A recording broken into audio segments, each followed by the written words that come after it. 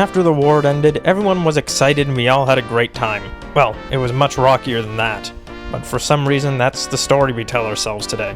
Toward the end of the war, in November of 1918, social unrest had gotten so severe in Germany that a rebel government had effectively forced the Kaiser to abdicate.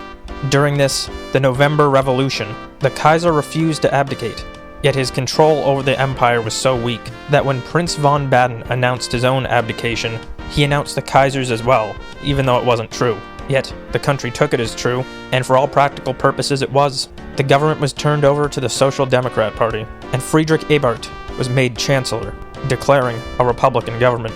During the final year of the war, the country was extremely unstable. Socialist uprisings were frequent, yet they were ultimately put down. This fledgling government had to figure out a new system, and quickly. 1 month after the signing of the Treaty of Versailles, the new government met in Weimar, as their typical capital, Berlin, was overrun by revolts and rebels. This new Republican government ratified a new constitution, which would become known as the Weimar Constitution. It created a republic with 2 houses, one by popular election representing the populace, and one representing the states. There would be a weak chancellor, head of government, and a strong president, head of state. The ruling coalition would change frequently, but eventually, as Germany entered the 1920s, the unrest began to die down. Prior to the war, the German paper currency, the Papiermark, was gold-backed and relatively stable. It had a tendency to trade at around 4.2 marks for $1. Over the course of the war, Germany took on a lot of debts and frequently printed. The gold standard was suspended, and the general price level doubled, the mark losing half its value against the pound. By January of 1919, $1 could get you 8 marks, and by January of 1920, $1 could get you 64.8 marks. All the while, Germany had very steep war reparation payments to make. The new Weimar government was supported by the Social Democrat Party, the Zentrum, and the German Democratic Party, a largely centrist-to-left coalition in favor of the Republican government, taken from the ranks of Catholics, the industrial working class, unions, and the educated middle class. The institutional opposition was made up of the German People's Party and the Bavarian People's Party, largely liberal conservative, pro-industry, with some elements of Catholic conservatism and Bavarian populism. Yet there were very large factions who opposed the Weimar government. On the right, the German National People's Party was made up of monarchists, nationalists, anti-Weimar conservatives. They rejected the Treaty of Versailles and would largely be made up of the now defunct nobility, industrialists, military officers, civil servants, and the conservative middle class. There would also be various smaller right-wing factions and Volkisch groups, such as the Freikorps, Organisation Konsul, and the National Socialist German Workers' Party. To the left of the government, there was the Independent Social Democrat Party of Germany, a revolutionary socialist party that had split from the Social Democrats, as well as the Communist Party of Germany, who were Marxists supported by the Soviet Union. They largely drew their ranks from the more radicalized industrial working class. The new constitution effectively abolished the nobility of Germany, removing all of their titles and privileges. Yet many were able to maintain their wealth, as they held on to substantial estates and agricultural land. Many of them diversified into new industries.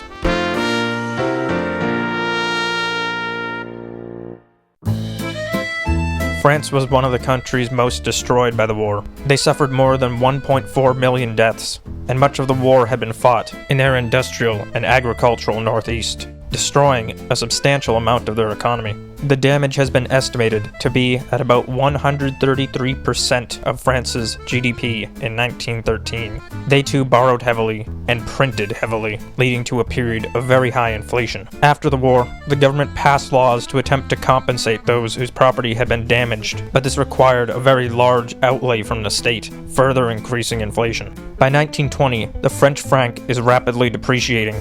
Before the war, $1 would trade for 4.2 francs. By 1920, for 13. This did, however, have the effect of helping their export economy.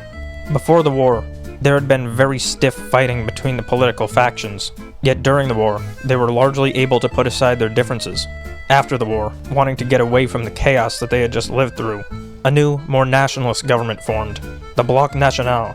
This government would be hardline on Germany, demanding all reparation payments be met. In 1923, When Germany began to default, the French government occupied the Ruhr, an area of Germany rich in mining resources. This would lead to much more hatred from Germany and international outrage, as well as hyperinflation. All while Britain and France were collecting reparations from Germany, they had to pay the United States, who had lent them enormous sums of money. This began to foster resentment. Some in Britain began to call the United States Uncle Shylock, demanding that they ease the interest burden. They saw German reparations and debt repayments as inextricably linked, that if Germany could not pay, then why should Britain and France be paying the United States at all? Yet the United States, for their part, would not accept this. They had known what they were doing when they borrowed from the United States. The United States risked its own capital to save them, and just because Germany was now struggling didn't mean that the United States should now give up on what it's rightfully owed. The tension built, all the while Germany seemed more and more likely to default. Realizing the tense situation of their credit investments, America began to become more involved in the German reparations scheme. American financiers would begin negotiating with the British, French, and German governments, attempting to find a better solution. A plan led by American Charles Dawes would ultimately be enacted in 1924. This plan would set a new payment table for Germany, beginning at 1 billion marks in the first year, and steadily rising after 5. It would also tie the increases to a prosperity index, matching their obligations to the state of the German economy. New revenue streams would be tapped into, including duties on alcohol and tobacco.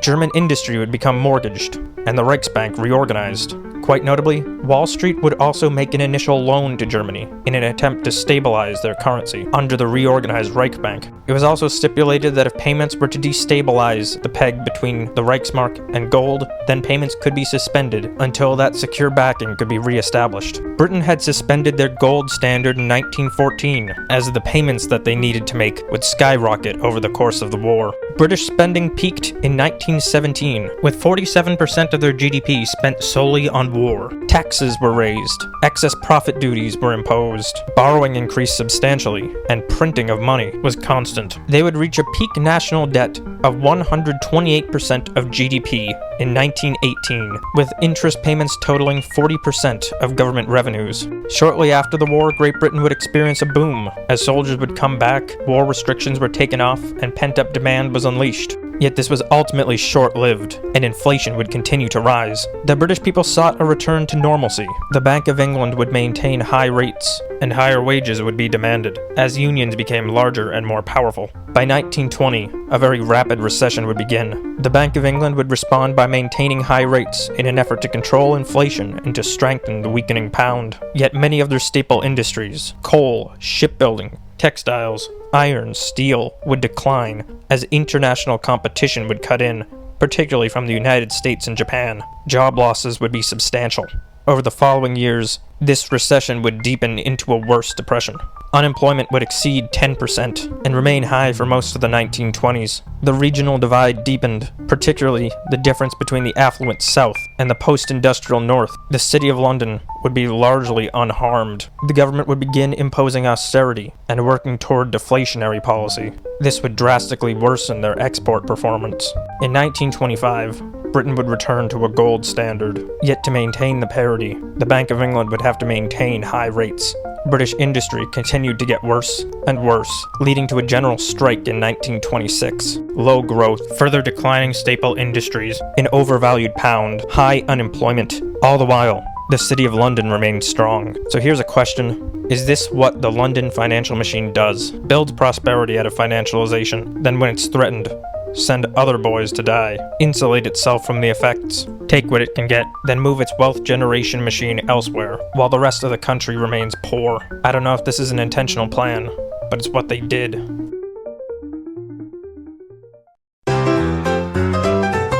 The United States by far ended up in the best spot after the war. America had built up and mobilized its economy for war, shifting from a debtor to a creditor, as Wall Street would become such an enormous lender. This did, however, lead to a period of high inflation, and as the troops came home and post-war demand boomed, the Federal Reserve would begin tightening, concerned about inflation. Rates were rising, and demand from European countries began dropping as their industries picked back up. This would lead to enormous price drops for the American consumers. Wholesale prices dropped by about 40% and manufacturing would drop 30%. The agricultural sector would be put under pressure, as its demand dropped, no longer elevated by war. Unemployment would rise and reach a high of about 10 to 12%. Yet by 1921, as the stock market would drop by about 50% from its 1919 levels, the recession seemed to have bottomed. Goods were far more affordable, and the Fed began dropping rates. Recovery was beginning. As America rolled into 1922 with recovery underway, their 1920s would look a whole lot different from that of Europe's. Their 20s would be roaring, some sort of 20s that roar situation. There would be an enormous boom in consumption. Technologies were developed rapidly. Electricity filled homes and factories, drastically increasing productivity. The auto sector would become substantial, in hand stimulating other economies. From the period of 1925 to 1928, real growth in GNP would be about 2.7% per year. Radio, film, aviation, auto, chemistry, all sorts of new businesses were booming. All the while, the stock market steadily rose. Americans were getting rich and fast. By the time the war had ended, Americans had grown quite weary of Wilson's technocratic progressivism. They didn't like the heavy hand of government. They didn't like everything being regulated, and they didn't like their liberties being stripped away.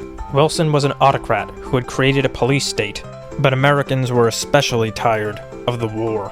And in 1920, America voted in Warren Harding as president. He favored laissez-faire economics, high tariffs, an America which would become more distant from Europe. He would favor tax cuts and deregulation, and was fundamentally an anti-progressivist. This faction would remain in power for all of the 1920s. In 1923, Silent Cal, Calvin Coolidge, would be elected. His presidency would be a time of great economic prosperity. Supported by conservative Republicans, he would decrease regulation, decrease spending, and generally take the government out of the economy. This faction would once again retain power in the 1929 election of Herbert Hoover. Hoover to Americans was the image of American business success, prosperity, innovation, and dynamism. He had run, pitching to Americans the idea of a chicken in every pot. And to Americans in 1929, the idea of every American having plenty seemed very plausible. America was on top of the world. Meanwhile, the Democrats were in disarray after Woodrow Wilson left office. His severely ailing health had been hidden from the American public, and his experiment in progressivism had been rejected. The party was highly divided between two dominant factions. On one side, there was an urban population, a large fraction of which were Catholic, recent immigrant families, particularly from Ireland or Italy. They were opposed to prohibition and largely found ways to circumvent it, buying alcohol illegally or attending secret clubs and bars, which would form into the iconic speakeasies. On the other side of the party, there was a large rural Protestant voter base. They were typically English, Scottish, or Ulster Scots, and they were generally supportive of prohibition. Just think about how much people drink. How much of their social lives are built around drinking? Now imagine you are trying to run a political party, and they're fundamentally divided on whether alcohol should be illegal or not. That is a difficult coalition to hold together, and thus while Democrats couldn't form into a cohesive whole, Republicans dominated the government. Society's changes were quite notable in the United States. Americans became vastly wealthier, and with it their consumption. But it wasn't only an increase in wealth that accomplished this. An industry of consumer credit grew up rapidly through the 1920s. Retailers like Sears Roebuck, Montgomery Ward, and Macy's would begin offering installment loans to consumers. This would greatly increase purchasing. Auto companies would begin creating financing arms, like the General Motors Acceptance Corporation, GMAC, designed to give consumers a way to finance automobile purchases. GMAC would later become Ally Financial.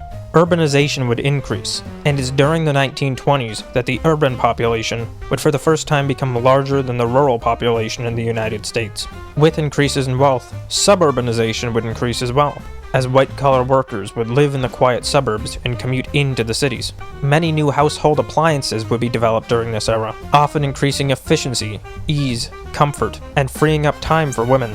At the same time, women would be given voting rights. Their presence in the workforce would increase, and particularly for younger women, culture would change substantially. Fashion and social values would become much looser, and young wealthy women would become rebellious, wild, and libertine. It was, to a certain degree, a time of partying. Meanwhile, the southern black rural population, who had largely lived in agricultural regions, began migrating to the cities of the North and Midwest. This would coincide with an explosion in the blues and jazz genres, leading to a very different cultural environment in American cities. This jazz-era environment was louder, more ostentatious, less traditional, consumerist, libertine, and carefree.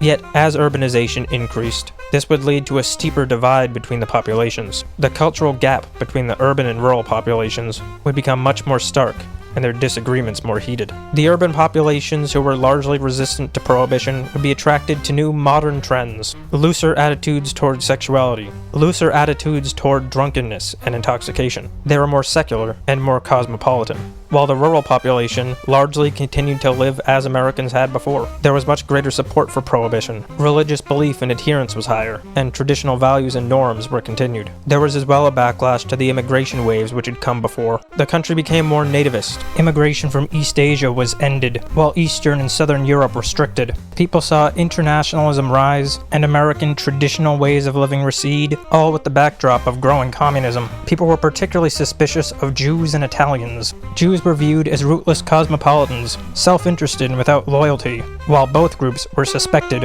of Soviet sympathies. Communist parties really rose to prominence in the late 1910s. During the 1910s, the Socialist Party of America would become a rising force, though never really holding power in the federal government. Most of the power of communists in America was exerted on the local level, or through unions, and by 1919 the party had split, leading to the Communist Party of America and the Communist Labor Party of America. As their prominence grew, Attorney General A. Mitchell Palmer would initiate raids, particularly against Italians and Jews who were communists, anarchists, and either affiliates or sympathizers of the Bolsheviks. There would be attacks, bombings, shootings, and in some cities it appeared that America could be on the verge of revolution. The radical left has always played an odd role in American society. The radical communists themselves have never particularly held much power or influence, although they have been able to form successful groups, often who do take violent revolutionary action, although don't get much of a result. America has, however, shared a common lineage with British Fabianism. Beginning in the late 19th century, socialist ideas would begin to become more powerful amongst the elite classes of Great Britain. While the Fabian Society certainly wasn't the first socialist group drawn from the elite and middle class, it was perhaps the most prominent. Founded in 1884, the Fabian Society largely shared sympathies with the radical Marxists. However, they didn't believe in revolution. They were much more akin to progressivists. They believed that they could create a socialist society by gradual changes through the government and gradual takeovers of institutions. This school of thought is considered the gradualist approach that would ultimately lead to the socialist utopia. They would draw their ranks from academics and intellectuals, writers and journalists, civil servants, educators, social workers, and lawyers, as well as some notable businessmen such as Edward Peace, Henry Harbin, or Albert Davies. There has always been a curious dynamic between the upper class and the socialists. The upper class often likes using socialism, and some are quite genuinely committed to it, as liberalism is a great moral story for the British Empire, and has very successfully served as a justification and right-to-rule story for the City of London and Westminster power factions. Ultimately, socialism comes from the same intellectual lineage. It has the same goals and same moral worldview, but in its reconciliation of the state of nature, tabula rasa, equality, and liberty, socialists have instead placed emphasis on equality, and that through equalization, the state of nature can be achieved. This does have the advantage of arguing for a very powerful state, and if a class believes that it has control over the state, then socialism is a fantastic tool in the furtherance of its power, seeing their capitalist activities merely as a means to an end. Yet, while the British upper class may be ultimately dominated by the City of London's financial class at this point, the top layers of the class, just below the elite, were largely made up of bureaucrats, lawyers, journalists, and professors.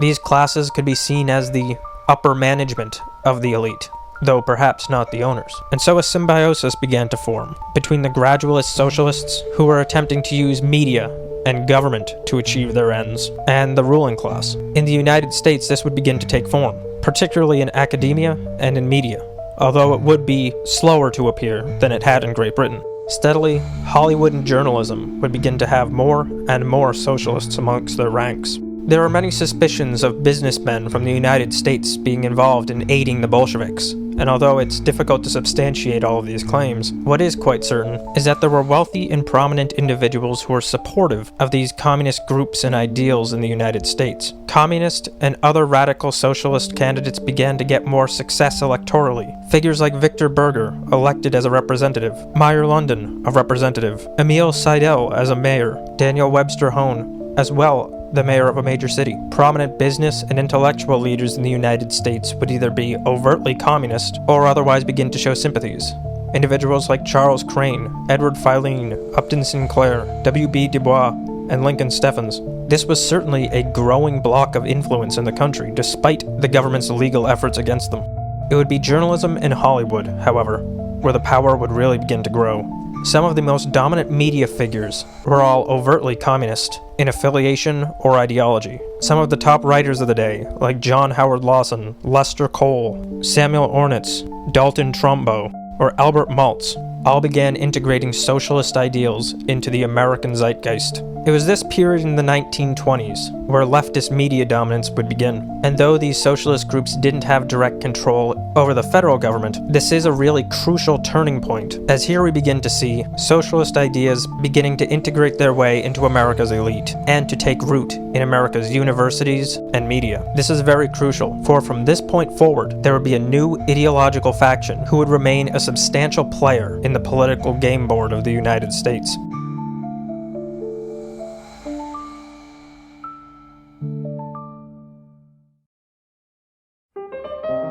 The ruling class of the United States was devastated by the war, as those in Europe were.